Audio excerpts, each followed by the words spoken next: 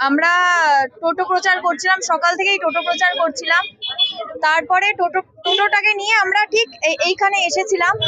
তখন বিজেপির সব লোকরা অনেক কথা বলছিল, পাশ দিয়ে অনেক কথা বলছিল, মানে আক্রমণই করছিল কথার মাঝখানে। তখন কিছু কিছু লোক মহিলা পুরুষ নির্বিশেষে হঠাৎ করে আমরা যেই মাইকে বলছি সেই মাইকের তার ছিঁড়ে দেওয়া এবং যেই গান বাজছে সেই জিনিসগুলো ছিঁড়ে দেওয়া, ফ্লেক্স ছিঁড়ে দেওয়া।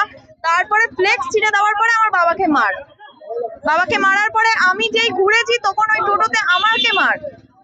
আমরা নেমেছি, আমাদেরকে ধাক্কাতে ধাক্কাতে অত অব্দি নিয়ে গেছে। আমাদের মানে আমরা দোষ বলতে তো কিছুই করিনি, আমরা তো স্বাধীন ভারতের স্বাধীন নাগরিক। তো সেই জায়গায় আমরা সবাই কেউ না কেউ প্রচার করতে পারি, কেউ না কেউ কিছু করতে পারি, আর শেষ বেলায় এসে প্রচারই হবে, এটা স্বাভাবিক। ওনারা শুনতে পারেননি, ওনাদের প্রার্থী শুনতে পারেননি, তাই আমাদেরকে হঠাৎ করে আক্রমণ নামিয়ে আসে।